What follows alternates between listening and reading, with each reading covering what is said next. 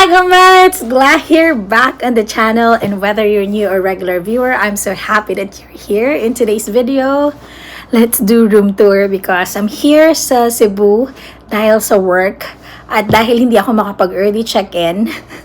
Pumunta muna ako dito sa room ng friend ko, nakasabay kong mag-fly here sa Cebu. Andito ako sa Holiday Inn. I believe this is an IHG hotel, if I'm not mistaken, here in Cebu. So, papakita ko sa inyo yung kanilang standard room, king-size bed. So, if bet mong mag-check-in dito, you want to know or you want to have an idea kung ano itsura ng room nila, then keep on watching. But before I start, don't forget to hit subscribe and turn on notification para magkita tayo ulit sa next vlog ko.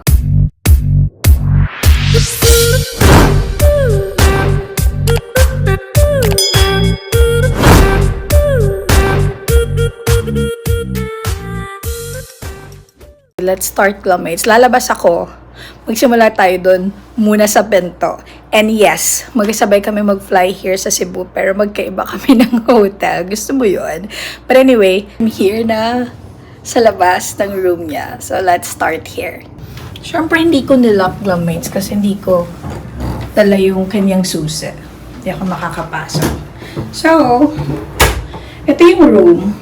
So, dyan yung ilalagay yung keycard and what do you call this?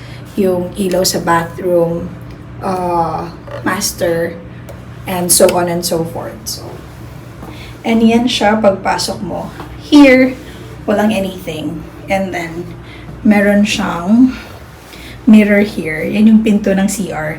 Nandyan yung friend ko ngayon, so wag natin siyang istorbohin. Mamaya ko napapakita yung CR. And then, ang ganda ng carpet to, aquamarine. Diba? Lakas makaano lang. Dagat. Yung color, dagat. And then, ayan yung bed. Ang kanilang king-size bed. But dito muna tayo. I-rate natin yung room niya. Medyo maayos pa kasi kakapasok lang namin. Actually, dapat 3 p.m. yung check-in. Pero buti na lang, maaga siyang pina-check-in. Apparently, ako 1 a.m. pa daw.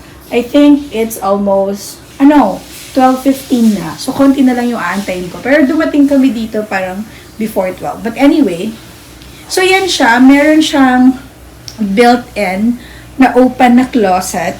Nice siya. At tignan nyo guys, hindi mo kaya. Naayos niya na yung gamit niya, diba? And then, yun yung mga shoes niya. Ang daming shoes na dala. Ito yung malata niya, yung mga gamit niya. So, huwag na natin pakialaman. Yan yung kanyang bagelya.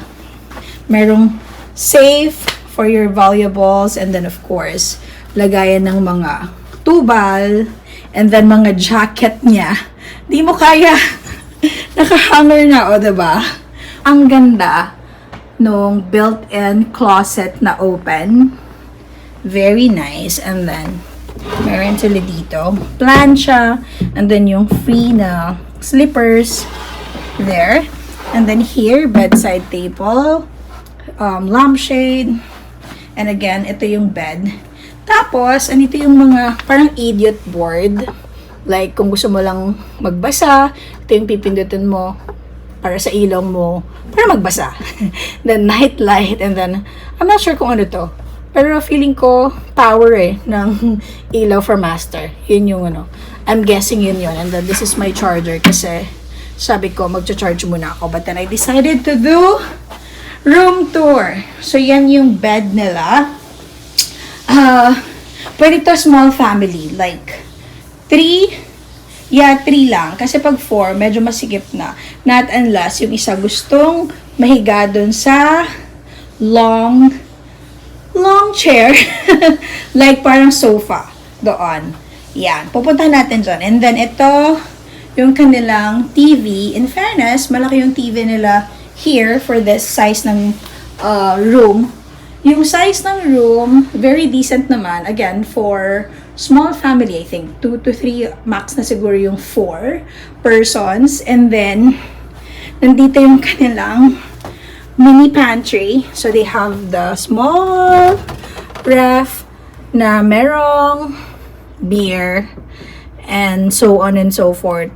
syempre, may bayad yan. And then, meron silang dried mango, of course, here in Cebu. Yung kanilang room service menu, kung gusto mo mag-order, ayaw mong bumaba. Tawag-tawag lang, ganun. And then, yan talaga yung free na, naka-ready. Water, tsaa, and then, yan, kettle. There. Yan yung bag ko. And then, meron siya ditong sofa. Yeah, and may table. Pagkakain, ganyan. And ito, dala namin from Manila, pasalubong sa aming mga teammates here in Cebu. And then, lampshade again, yung remote control ng TV, phone. Ang cute. May pa orasan sila dito. Yan, pwede ko mag-set ng alarm. And meron silang malaking lampshade. Yan, that's basically it. And then, tignan natin yung view niya. Bago tayo pumunta sa CR. Ayan, ang community. Hindi ko alam kung anong barangay or kung nasan kami. Basta, dito siya sa Holiday Inn. So, there. While waiting sa ating beshi na naliligo, dito muna tayo. So, yan. Ang kanilang TV. Nakalagay, Welcome to Holiday Inn Cebu City. And this is a smart TV, I guess. And pwede mong i-connect siya sa internet. And yes, meron din internet. Magtaka ka, mates, kung wala. Hindi mo gugustuhin. Ngayon, kahit saan tayo magpunta, kailangan natin ng internet or ng data para makakonect sa world or makapag-update sa ating mga loved ones. So, again, yan yung itsura ng room dito sa Holiday Inn. And ayan ang kanilang king-size bed. Yan. There you go. Tapos na siyang maligo. So, pagpunta mo ng bathroom, may makikita kang malaking mirror. Which is maganda kasi paglalabas ka, titignan mo muna sarili mo kung maayos ba or hindi. Ganun. And then, sliding door siya. Tapos, I think ito, nandito yung kanyang switch ng ilaw. Ganun. And then, presto, magbubukas na yung ilaw. Tapos yan. In fairness, malaki yung kanilang bathroom. Ayan, mga patawel ng Holiday Inn. Meron din silang free dental kit, vanity kit. O, social ng kanilang baso. Pero ito, dala na to ni Marjon. And then, yan, may pasalamin, may pailaw, ganyan. Ang ganda ng light, so pwede kang mag-makeup dito, ganun. Pero hinahanap ko yung blower. Kasi parang hindi ko, wait, tingnan natin sa ilalim. Tapos meron sila ditong pa-lotion, hindi mo kaya. Ayan. Lotion, body wash, tissue, gamit niya yan. So, wag na natin pakialaman ang kanyang mga anik-anik. Ang kanyang medicine or vitamins rather. Ayun! Yun yung hinahanap ko. May hair dryer naman pala. And then, extra towel, tissue, of course. And then, yan yung kanilang paliguan. Yan. Glass. As in, from there until sa baba. Tapos, ayan, at may free din na shampoo, conditioner, body wash. Yan. So, no need for you to bring yung mga bagay na yun. Ito ang kanilang bathroom. There. Now, what I like about it, dito sa hall na to, hallway rather, maluwag siya. Kasi normally yung mga hotel, pagpasok ko, meron pang mga nakalagay na cabinet. Ito hindi. As in, carry. Maluwag siya for me. And dito sa bathroom, gusto ko tong malaking mirror kasi pag gusto mo mag-chat ng OOTD, check yung mukha mo kung okay pa ba. Napakadali. Ayan. Ganda. And kung pwede ka rin ditong mag-makeup. Yan. And then, yung carpet nila, talaga pati carpet. Gusto ko kasi yung color. Kasi para siyang naging accent sa floor.